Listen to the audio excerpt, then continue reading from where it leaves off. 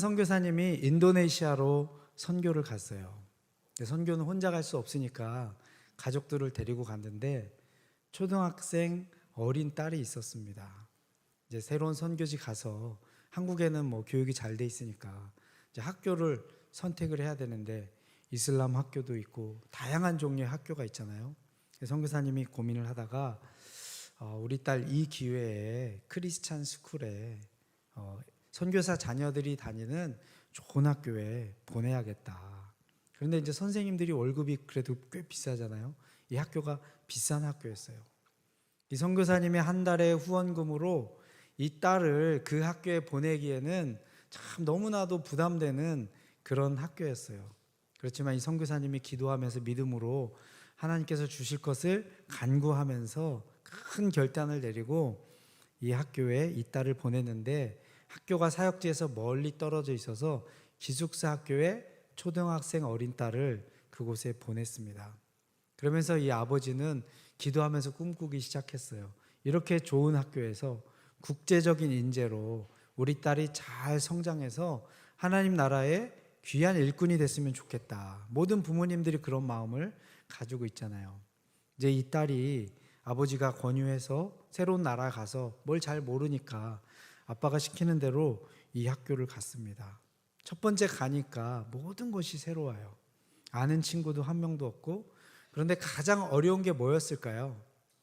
언어지요, 언어. 영어로 하는 이 국제학교인데 한국에서 한국말만 쓰다가 학교에서 일부의 시간만 배운 그 영어로는 도저히 따라갈 수 없습니다. 그러니까 어느 날 바로 가서 본인이 바보가 됐어요. 언어를 못 알아들으니까 굉장한 극심한 스트레스를 받고 있는데 언어가 안 되니까 주변의 친구들이 어떻게 대했겠어요? 바보 취급을 한 거예요. 놀리고 무시하고. 그럼 집에 가서 부모님한테 달려가서 울고 위로를 받으면 되는데, 이 딸은 지금 기숙사 학교입니다. 엄마 아버지는 멀리서 사역을 하는 거예요. 마음이 너무 속상하고 충격적이고 당황스러운데 마음의 위로를 받을 곳이 없는 것이에요. 그러면서 혼자 그 고통을 이겨내면서 궁금증이 들었어요. 우리 아빠는 나를 여기 왜 보냈을까? 이 딸에게는 이 학교가 좋은 학교가 아니에요. 사실은 다른 학교를 보내줬어도 언어 때문에 이 충격은 있었을 거예요. 그런데 이 딸은 그런 궁금증이 드는 거예요. 우리 아빠는 왜 나를 여기 보냈을까? 아빠가 인도네시아 사람들, 현지인들을 너무너무 사랑하는구나. 그런데 그 사람들은 엄청나게 사랑하고 나는 덜 사랑하는구나. 그래서 우리 아빠가 그렇게 사랑하는 현지인들 사랑하고 돌봐주고 섬기기 위해서 나를 여기다가 처박아 놨구나. 결론은 뭐예요? 우리 아빠는 나를 미워한다. 초등학교 때 그 학교에 들어간 이 딸이 대학교에 들어가고 나서도 계속 그 생각을 살고 있었어요. 딸이 이렇게 좋은 학교 갔다가 방학 때가 돼서 집에 돌아왔어요. 부모님은 어떤 기대를 했겠어요? 우리 딸이 이제 언어도 좀 잘하고 외국 친구들도 많이 사귀어서 한국에서 경험해보지 못한 좋은 것들을 엄청나게 경험하니까 많이 성장할 줄로 알았는데 딸이 얼굴이 어두운 거예요. 너 왜 그러니? 라고 물어보는데 이 딸은 이미 결론을 내렸어요. 우리 아빠는 나를 사랑하지 않아. 나를 미워해. 나를 미워하는 그 아빠에게 본인의 속마음을 다 얘기할 수 있었을까요? 못하는 그 오해 속에서, 그 어긋난 부모의 사랑과 그 딸의 그 오해 속에서 이 딸이 청년이 될 때까지 그렇게 괴로움 속에서 왜 세상은 왜 그렇지? 수많은 궁금증을 풀지 못하고 그렇게 살다가 나중에서야 아빠가 날 사랑했구나. 그거를 나중에 20대 중반이 돼서야 깨닫고, 그때부터 자기 혼자 겹겹이 쌓아오는 그 오해의 시간들, 아픔의 시간들, 인생의 문제를 하나님 앞에서 풀어가는, 눈물을 흘리는 그 선교사님 자녀의 이야기를 들은 적이 있습니다. 그런데 감사하게도 오늘 성경 말씀에 보면요, 우리의 하나님, 너네들 내 마음 알아? 이렇게 말씀하지 않으세요. 하나님이 세상을 이처럼 사랑하사, 아주 선명하고 깔끔하고 깨끗하게 하나님이 우리를 어떻게 생각하시는지 하나님의 사랑을 그렇게 표현해 주고 계십니다. 여러분, 사랑은 표현되어야만 합니다. 표현될 때까지 사랑은요, 아직 그냥 재료일 뿐이에요. 반죽일 뿐이에요. 아직 국수로 삼치지 않은 그냥 밀가루 반죽일 뿐입니다. 반죽도 중요하죠. 그렇지만 이 사랑은 반드시 표현되어져야만 됩니다. 자, 따라하겠습니다. 표현되지 않은 사랑은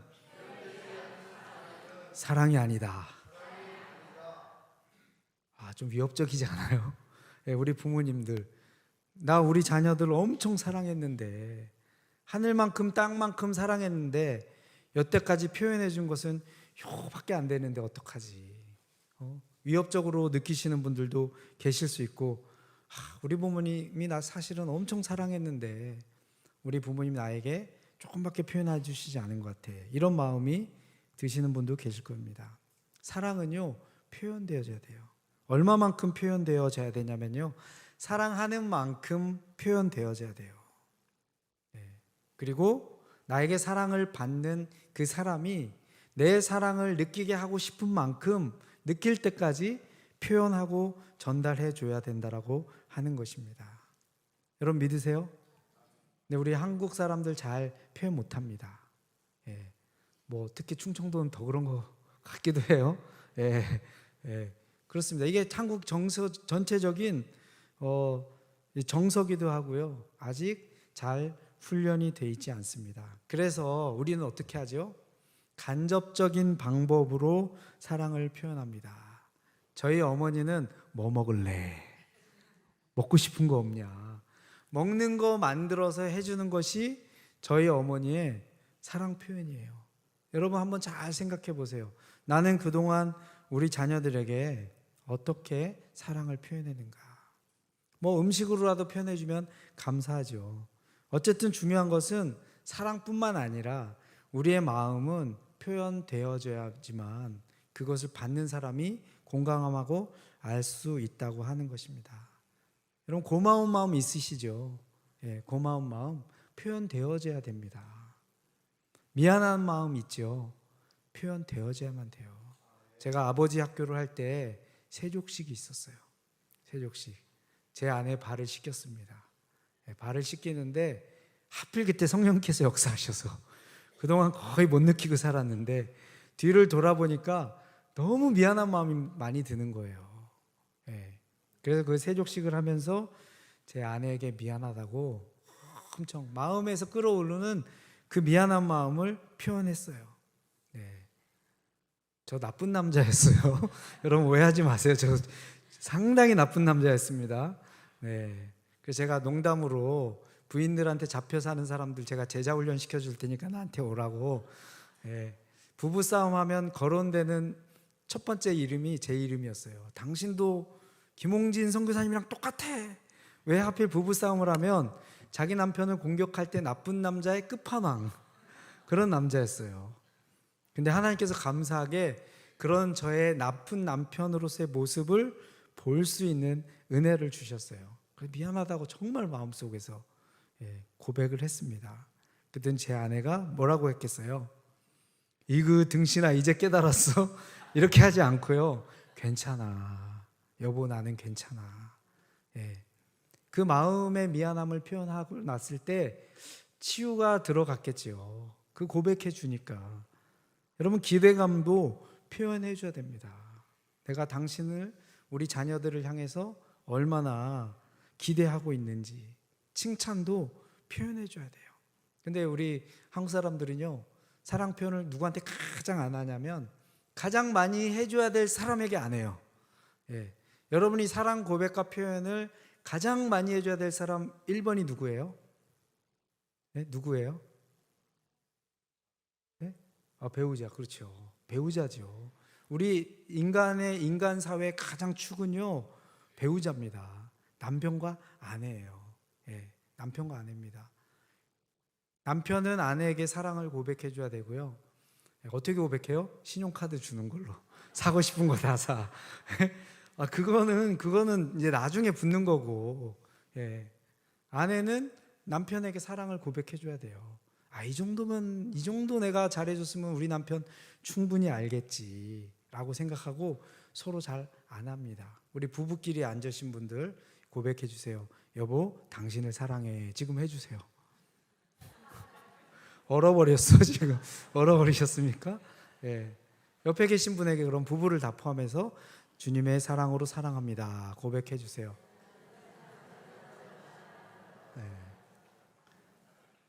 네. 부부간에 제일 안 합니다.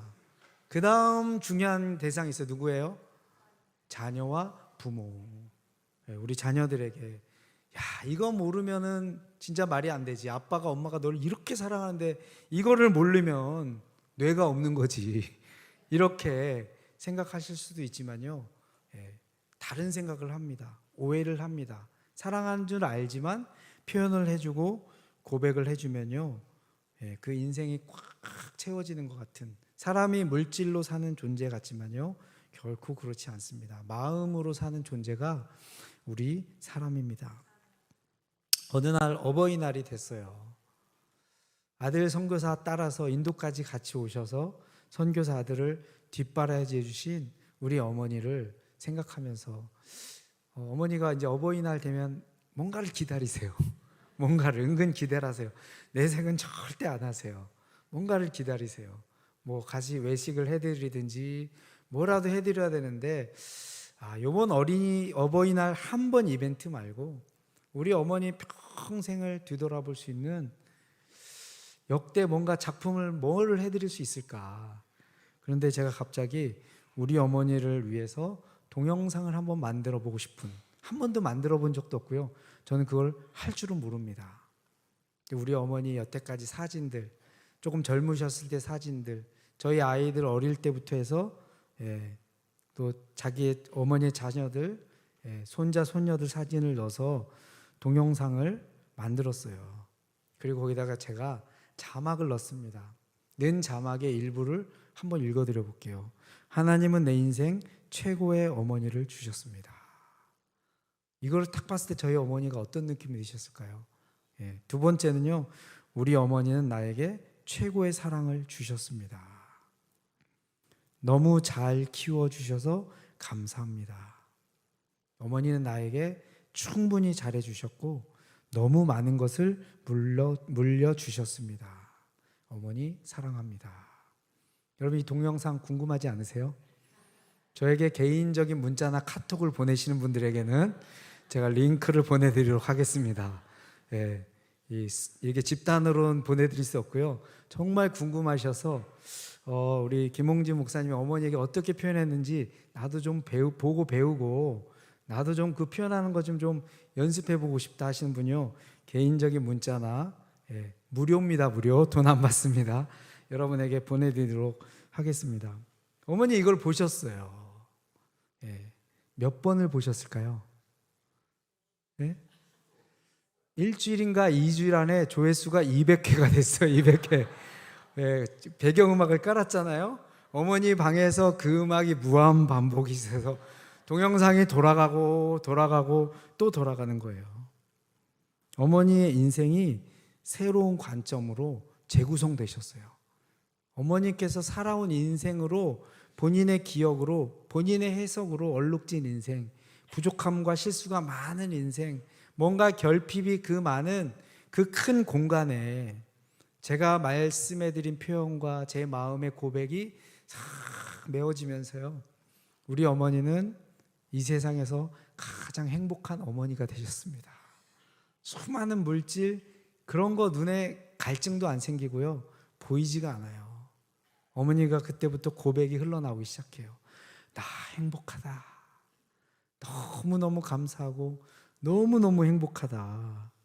우리 어머니의 인생이요, 치유가 되는 역사가, 어머니의 갈증이 사라지는 그런 역사가 일어났습니다. 제가 만든, 김홍진 감독이 만든 5분짜리 그 동영상 하나가 우리 어머니에게 그 역사가 일어났습니다. 제가 봐도 너무 잘 만들었어요. 제가 보고도 놀래요. 제가 과대 광고하는 약간의 기질이 있으시니까요, 알아서 들으세요. 네.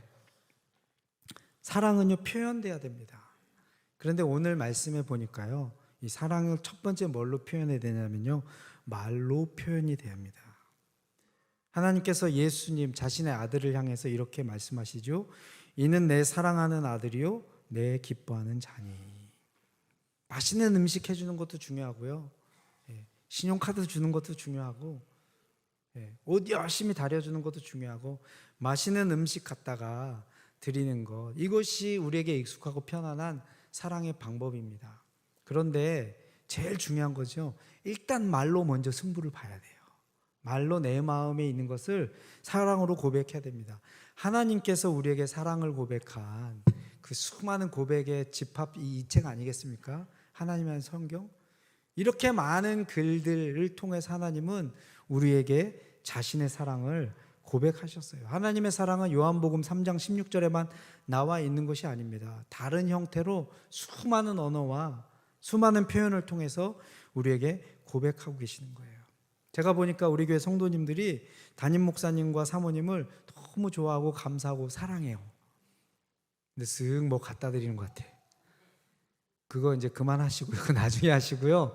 정말 목사님을 너무 사랑하고 사모님을 사랑하고 감사하시는 분들은요, 카톡 보내드리세요. 카톡.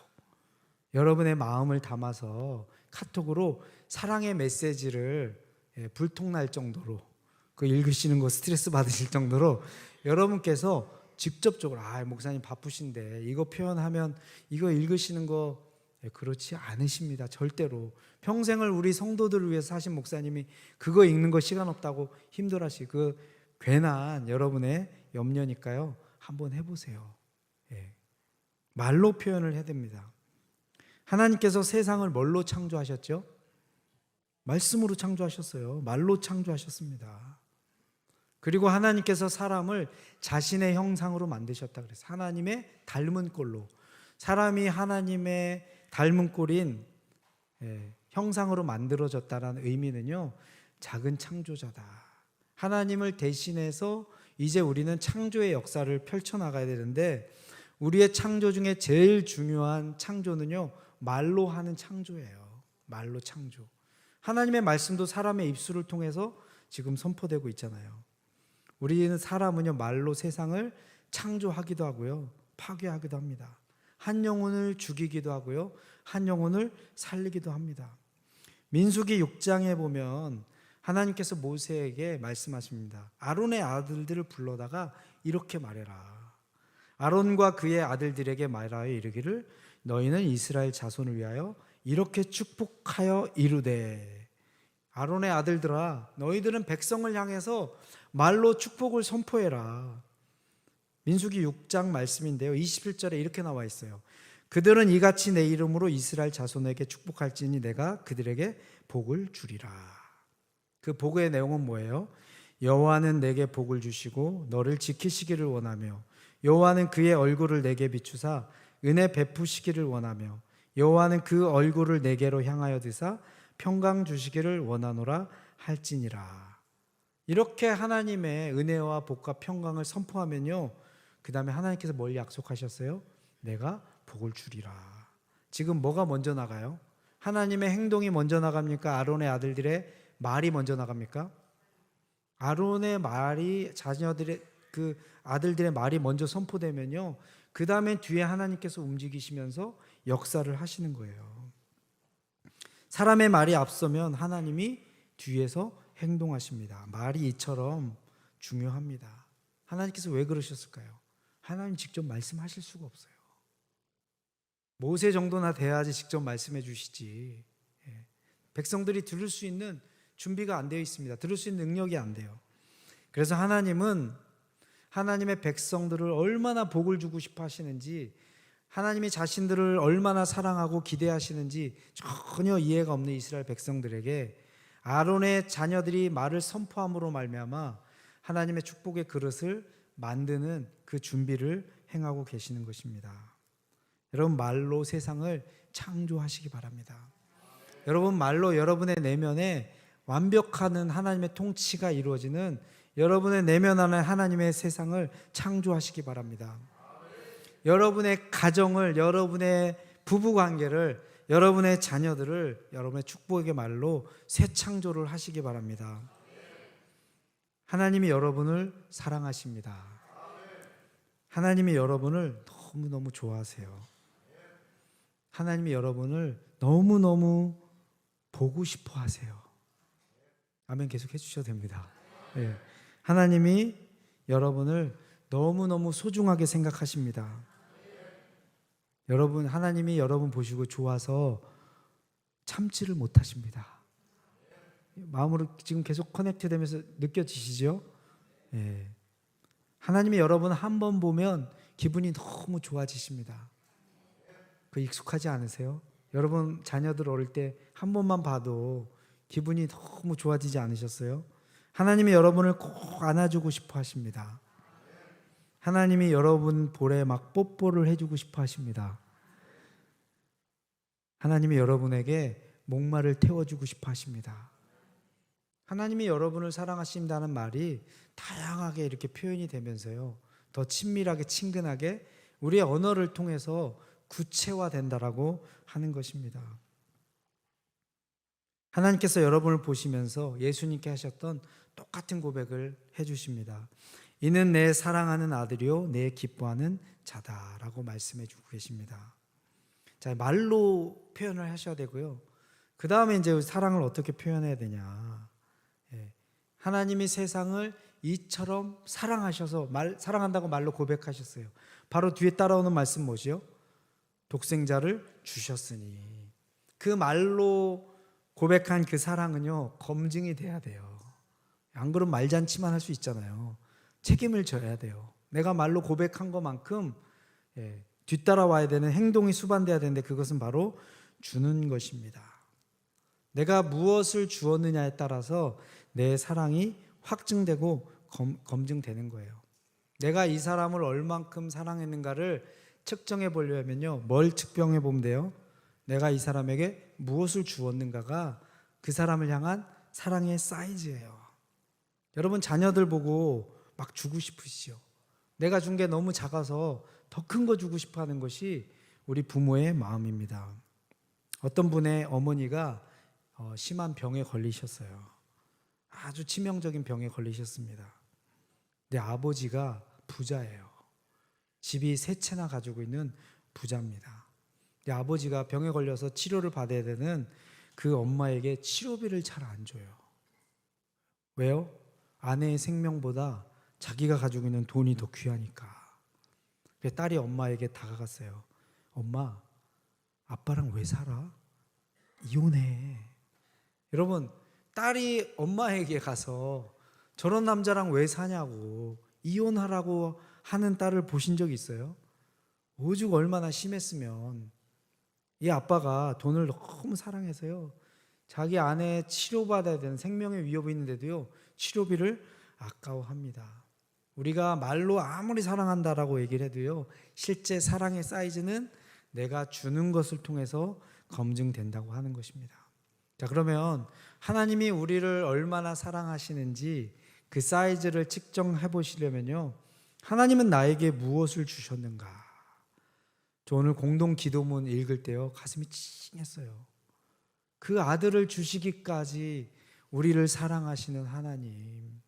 그 기도 제목을 읽는데요, 어릴 적 저의 모습이 생각이 났어요. 하나님 알지 못하고 정말 나는 왜 이 세상에 태어났을까?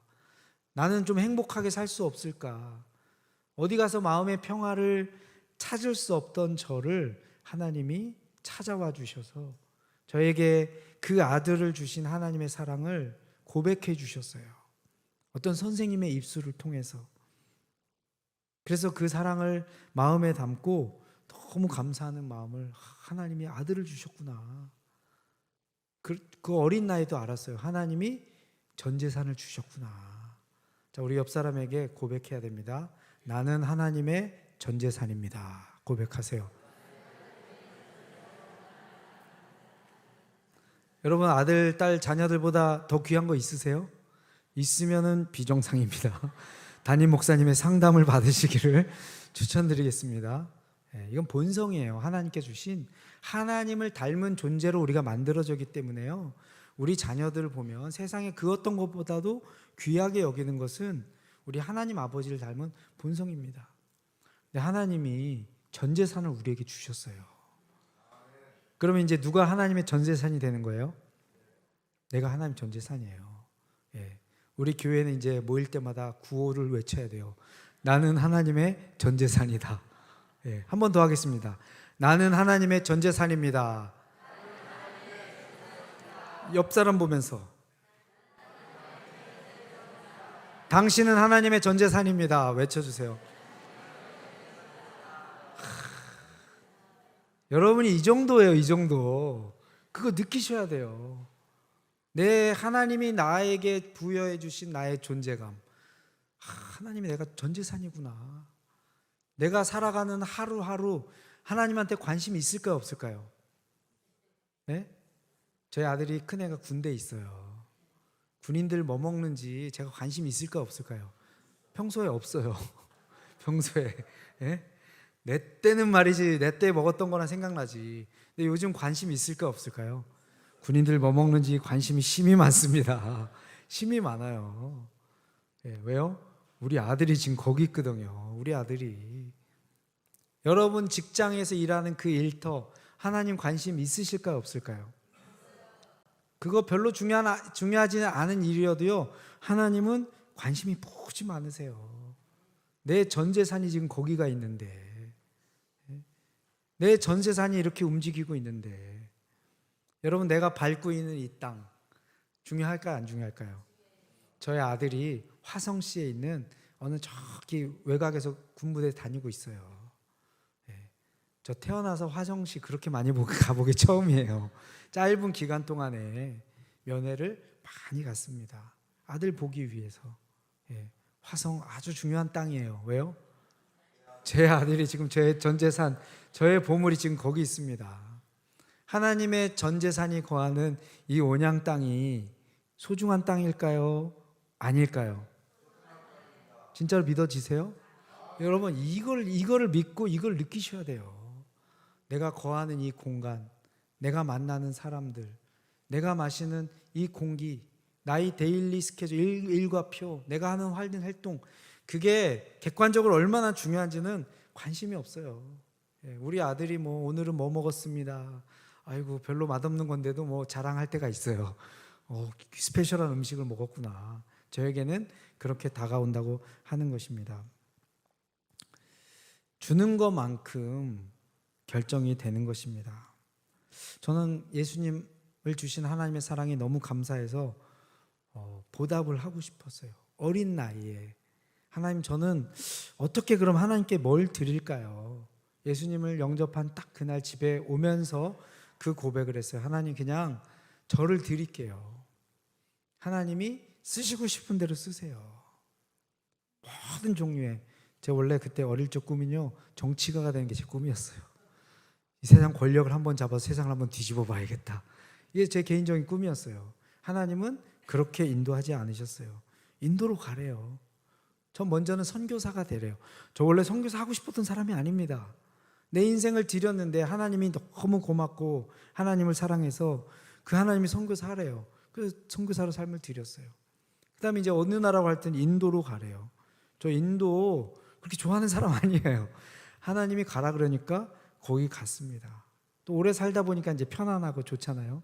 하나님이 한국으로 다시 돌아오래요. 저 한국 돌아오는 거 그렇게 원했던 사람이 아니에요. 하나님께 인생을 드렸는데, 내 인생을 전체를 드렸는데 나의 삶의 주관자 되시는 하나님이 인도하시니까 제가 드릴 수 있는 가장 큰 것이 무엇일까? 내 인생을 통째로 드리자. 그래서 지금까지 이렇게 기쁜 마음으로 오고 있습니다. 이번 주에 강사로 금요일날 오시는 우리 몽골의 김성철 선교사님, 제가 몽골 방문했을 때 이분의 고백을 들었어요. 이분 사역을 이렇게 다녀보면서 그분이 뭐라고 얘기했냐면, 어떻게 몽골까지 왔냐고 제가 물어봤어요. 왜 몽골을 선택했냐. 이분한테 물어봤더니 이분도 하나님을 너무 사랑하고 뭔가를 드리고 싶은데 그런 기도를 드렸대요. 하나님, 사람들이, 하나님은 뭔가 하고 싶은데 사람들이 힘들어서 하기 싫어하는 일이 있으면 그거 제가 할게요. 사람들 하고 싶어하는 일, 그런 일들 말고 사람들이 정말 하기 싫어하는 일, 하나님 사람들한테 부탁하기 좀 부담스러운 일이 있으시면 저한테 부탁하시면 제가 그게 뭐든지 기쁜 마음으로 하겠습니다. 그런 고백을 할 수 있는 영혼을 만났다는 것이, 그 소식을 들었다는 것이 저에겐 너무나 큰 감격이고 감사했습니다. 예. 이 사람 참 멋있다. 그분이 이번 주 금요일 날 오십니다. 할렐루야. 이런 고백 아무 데서나 들을 수 있는 고백이 아니고요, 막 활동하는 분이 아니세요. 불러도 잘 안 가고요, 자기 멋대로 해. 그냥 자기 꽂히는데 하고 싶은 분인데, 어떻게 이 스케줄이 한국에 2주 동안 쫙 방문하는데 그 정보를 받아서 이제 오게 됐습니다. 그런 뭐 이렇게 세련되지는 않지만 가슴 중심에서 끌어나오는 고백을 이번 주 금요일 날 함께 우리가 들을 수 있는 시간입니다. 이번 주 금요일도 너무 기대가 됩니다. 주는 것만큼 하나님의 전 재산을 주시기까지 고백하셨어요. 그런데 그 소식을 세상 사람들이 다 들었을까요? 저도 그 선생님이 저를 만나서 그 이야기를 해주시기 전까지는요, 우리 아버지도 들어본 적이 없어서 저에게 말씀을 못 해주셨고요, 우리 어머니도 못 해주셨어요. 그런데 그 교회에 있는 주일학교 선생님이 저에게 복음을 증거해 주시고 하나님이 나를 얼마나 사랑하시는지를 알려주시니까 그때 비로소 알게 되었다고 하는 것입니다. 하나님 지금도 온 땅에 있는 하나님이 지으신 자신의 피조물들을 향해서 사랑을 고백하고 싶으세요.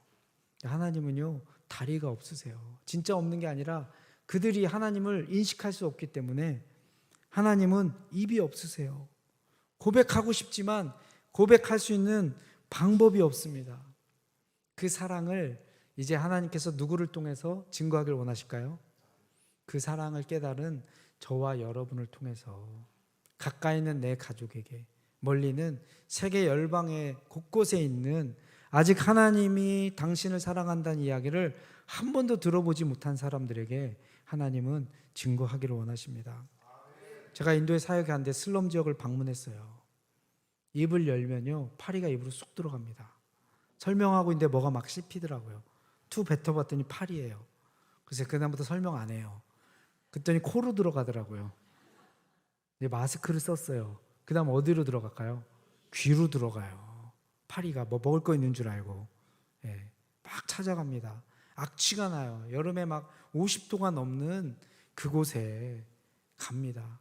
수천 년 동안 힌두의 우상을 숭배했던 하나님의 형상을 입은 하나님의 자녀 후보들이, 그들이 그곳에서 살아가고 있는 거예요.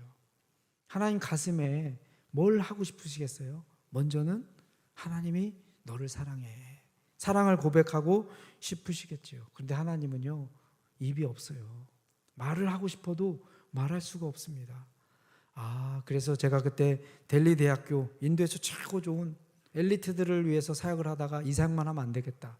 저기 있는 저 영혼들, 가난한 슬럼에 있는 사람들도 하나님의 사랑의 고백을 들어야 되는데, 그래서 우리 젊은 사역자들을 모아놓고 우리가 슬럼 지역에 애들이 공부를 가르치면서 전도라고 성경을 가르치자. 이거 할 사람 손 들어.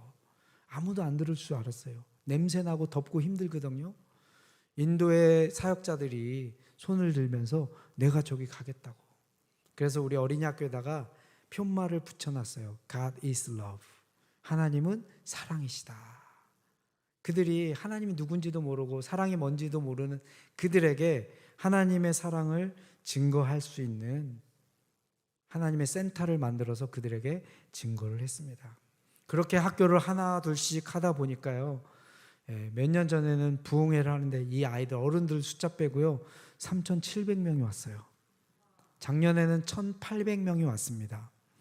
내년 1월 둘째 주에는요 몇 명이 올지 모르겠어요. 해마다 1월 둘째 주에면요, 그렇게 하나님의 사랑의 고백을 받고 하나님의 자녀가 돼서 이제 그 저주의 끈을 끊고 이들이 결혼하니까요, 이제 하나님의 백성으로 교회에 나옵니다.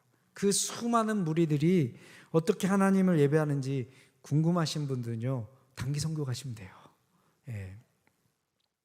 그런데 마지막 말씀 이걸 읽고 마치려고 하는데요, 하나님은 이런 사랑을 고백하기 위해서 누구를 보내시는가? 하나님 누구를 주셨죠? 독생자 아들을 주셨어요. 가장 소중한 사람을 보내십니다.